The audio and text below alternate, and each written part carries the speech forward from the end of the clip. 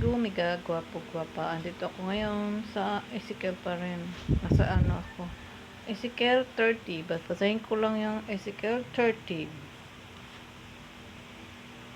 Ang magiging wakas ng Ehipto. Sinabi sa akin ni Yahweh, tao, magpayag ka, sabihin mo sa kanilang. Ito ang ipinapasabi ko, matinding kapighatian sa araw na yaon ang darating, pagkat malapit na ang araw ni Yahweh. Ang araw ni Yahweh. Magdidilim ang ulap sa araw na yaon. Araw ng paghukom sa lahat ng bansa. Sisiklab ang digmaan sa Ehipto. Maghahari sa Ethiopia ang matinding dalamhati kapag namatay na sa Ehipto ang maraming tao. Sasamsamin ng kayamanan ng buong bansa at iiwanan itong wasak. Sa digmaang iyon ay mapapatay ang mga upahang kawal ng Ethiopia, Lydia, Arabia, Kub at ng aking bayan. Pasabi nga ni Yahweh, mapapahamak ang lahat ng tutulong sa Ehipto. Ang pinagmamalaki niyang lakas ay ibabagsak. Mula sa Migdal hanggang Sibini, lahat ay kasama niyang pupuksain ng tabak. Siya ay magiging pinakamapanglaw sa lahat ng lupain at ang lungsod niya ay isang puok na wasak. Kapag ang Ehipto ay akin ang natupok at ang mga kakampi niya ay namatay ng lahat, makikilala nilang ako si Yahweh. Sa araw na yaon, ang mga pagbalitay isusugo kong sakay ng mga sasakyang dagat upang bigyang babala ang Ethiopia na wala pa rin kabali-balisa. Sila'y paghaharian ng matinding kapighatian dahil sa pagkawasak na sasapitin sa Ehipto. Ang araw na yaon ay mabilis na dumating. Ito ang ipinapasabi ni Yahweh. Ang kasaganaan ng Ehipto ay wawasakin ko na sa pamamagitan ng Haring Nebuchadnezzar. Siya ang malulupit niyang kawal. Ang susuguin ko upang magwasak sa Ehipto, tabak nila'y ipamukha sa buong lupain. Pagdating ng araw na iyon, makikitang naghambalang ang mga bangkay sa buong lupain. Tutuyuin ko ang ilog Nilo at ipasasakop sa masasama ang Ehipto. Wawasakin ng mga kaaway ang buong bansa.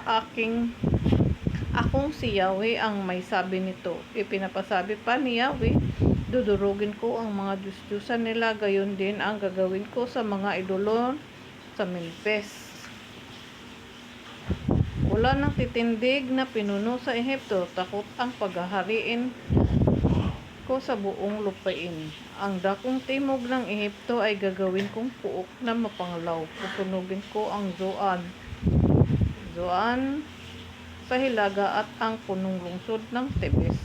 Ang galit ko ibubuhos sa bayan ng Pelusium. Natanggulan ng Ehipto, sisirain ko ang kayamanan ng Tebes.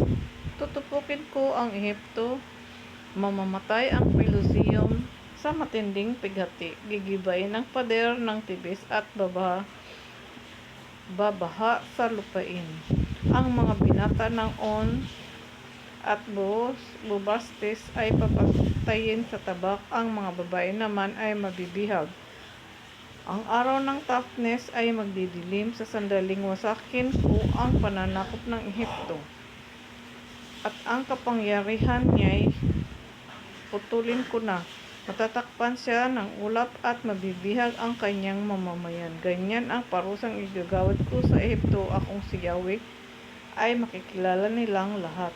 Noong 17 araw ng unang buwan ng 11 taon ay pagkakatapon sa amin, sinabi sa akin ni Yahweh, tao, pipilayin ko ang braso ng hari ng Ehipto. Hindi ko ito pagagalingin para hindi na makahawak ng tabak.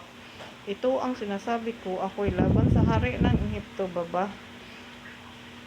Babaliin ko pa ang isa niyang kamay para mabitiwan ang kanyang tabak. Ang mga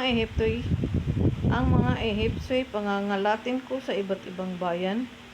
ipatatapon sa lahat ng panig ng daigdig. Bibigyan ko ng lakas ang kanyang kaaway, ngunit aalisin ko ng kapangyarihan ng hari ng Ehipto hanggang sa maging sugatan siya at umuungol na malugmok sa harapan ng hari ng Babylonia.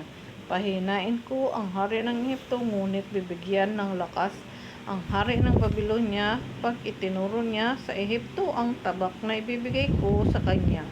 Malalaman nilang ako si Yahweh.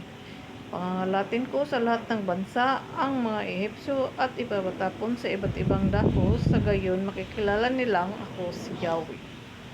Kaya yung Holy Spirit ko dito sa ano ba to? 21. Tao, ipipilayin ko ang braso ng hari ng Ehipto. Hindi ko ito pagagalingin para hindi makahawak ng tabak. Yun. Biyak sa doon. Amen po. Salamat sa inyo kung kayo nakikinig, mga gwapo-gwapa, amigo-miga.